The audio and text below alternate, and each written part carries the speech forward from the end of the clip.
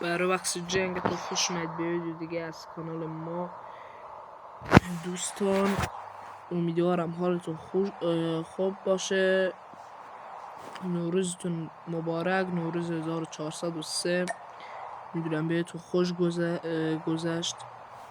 خب دوستان، امروز دوباره برگشتیم که چند تا آموزش رو بذاریم توی کال آف دیوتی موبایل. حالا کال آف دیوتی وارزون هم میاد، بذار انتشار بشه، ویدیوهای اونا هم براتون میذارم، حالا آموزش های اون. دوستان اینجا ما چند تا نکته داریم. سمت دست چپتون چند تا گزینه است، یعنی 4 تا هست. گزینه پایینی رو میزنیم، این صفحه برام باز میشه. حالا نمیدونم مال شما این صفحه بالا رو داره یا نه، چون برای اکانت دیگه هم نداشت. خب اون روی اون گزینه بالا، اون آبی رنگه کلیک میکنیم. خب این صفحه برام باز میشه. اگه این صفحه باز شد، شما روی این گزینه زرد کلیک میکنید. اینجا این صفحه براتون باز میشه. این صفحه من این دوتا مأموریت رو انجام دادم که باید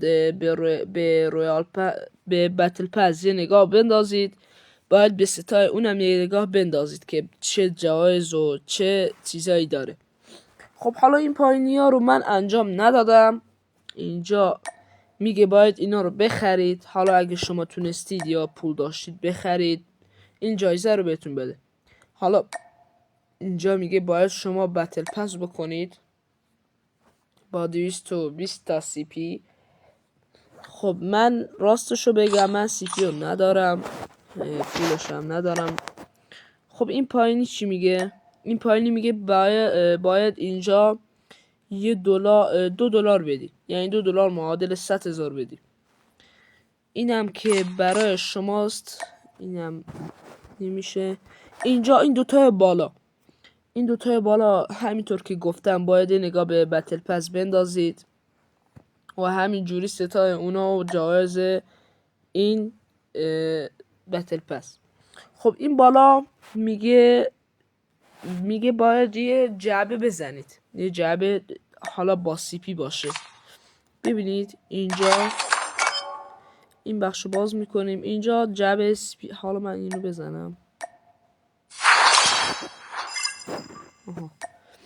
حالا اینجا سی پی هست، یک سی پی هم هست اینجا. حالا من زدم، برای من باز نمیشه. اینجا هم از اینم بزنیم.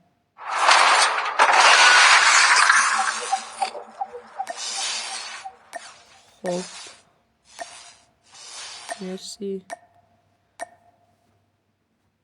بیایم بیرون. خب اینجا 14 سی پی هست، اینو ارزونه. خب میایم بیرون، میریم همون بخش. خب الان اون بالای 3 تا گزینه داره، 1 دی، 2 دی، 3 دی. حالا من 3 رو میزنم. توی 3 هم 2 تا مأموریت انجام دادم. اون مأموریت دیگه هم همین جوری مثل صفحه قبل است، اما این پایینی فرق داره. این پایینی میگه باید 1000 تا سی پی برای جعبه بزنیم تا 8 دونه از اینا بهتون بده. اینجا میگه باید 300 سی پی بزنیم تا 8 دونه بده. و اون بالایی هم همینطوری میگه باید اینجا یه دونه شون بخرید، یعنی اینجا 80 تا سی پی داره، اینجا 80، اینجا 120. باید از این ستا یه دونه بخرید، از این ستا.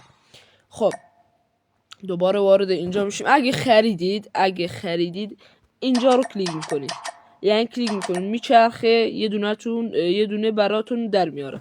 یعنی همونایی که رایگان هستند دو دور میچرخه.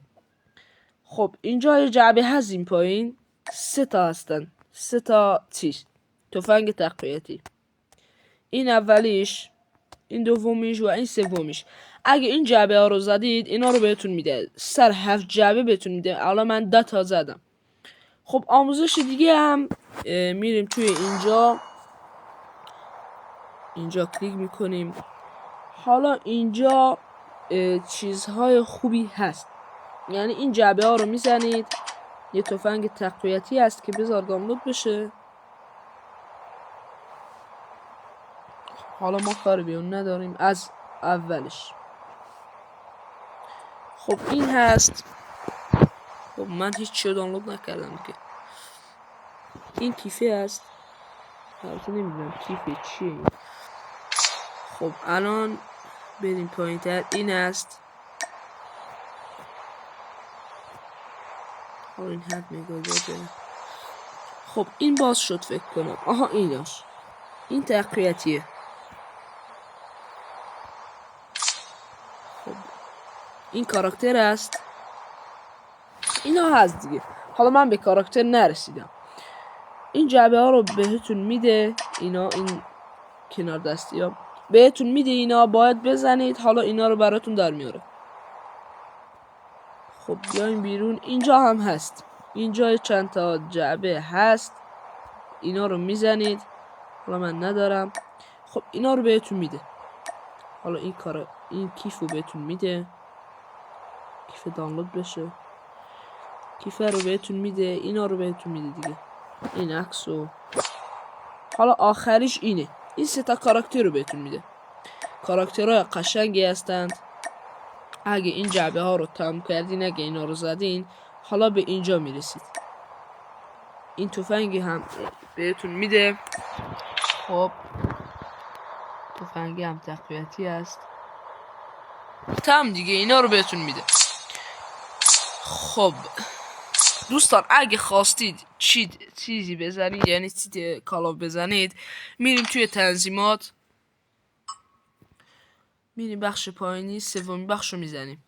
نگاه کنید اینجا استارمر مود را، یا اینجا اگه فعالش کنیم، فکر کنم اگه فعالش کنیم چیز میخوره، اگه غیر فعالش کنیم نمیخوره فکر کنم. حالا من خوب نمیدونم. خب اینجا اینم از آموزشتون دوستان. نوروزتون دوباره مبارک. لایک و کامنت و سابسکرایب یادتون نره. مرسی از همراهیتون. حالا کامنت انگلیسی بذارید چون کامنت ایرانی ها متاسفانه میپره. مرسی از همراهیتون. خداحافظ.